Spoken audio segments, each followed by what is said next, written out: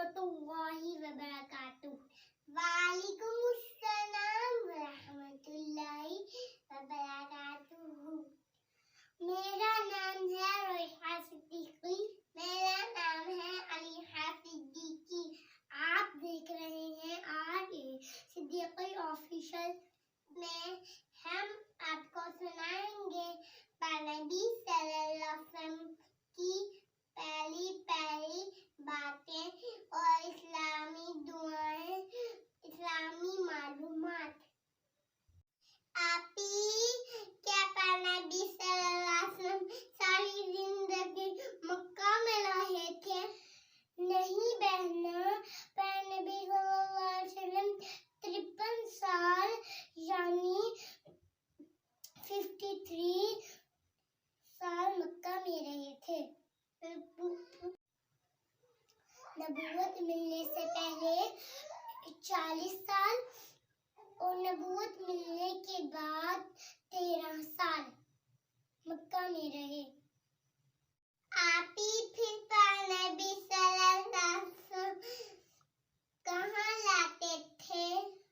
पहना फिर नबी सल्लल्लाहु अलैहि वसल्लम मदीना तैयबा रहते थे।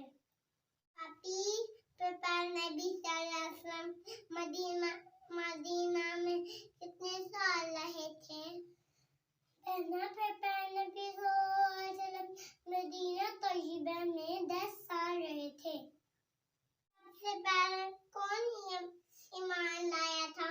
बहना सबसे पहले नबी सल्लल्लाहु अलैहि वसल्लम की बीवी हजरत खदीजा ईमान लाई थी।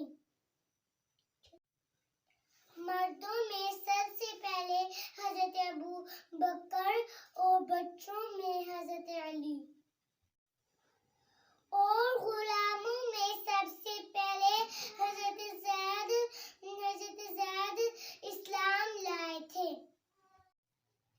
आप नबी सल्लल्लाहु अलैहि वसल्लम मक्का में नमाज पढ़ते थे? जी बहना, शुरू में मुसलमान 2 नमाजें पढ़ते थे।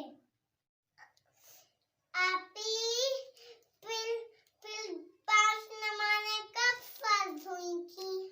बहना, जब नबी सल्लल्लाहु अलैहि वसल्लम मेराज पर गए थे तब 5 नमाजें फर्ज हुई थी।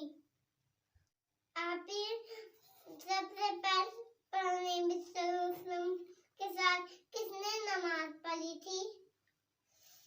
बहना, सबसे पहले नबी सल्लल्लाहु अलैहि वसल्लम के साथ हजरत खदीजा ने नमाज पढ़ी थी। आप मुसलमान नमाज कहाँ पे कब पढ़ते थे? बहना, काफिर मुसलमानों को मस्जिद में नमाज नहीं पढ़ने देते थे, इसलिए मुसलमान उनसे छुप कर नमाज पढ़ते थे।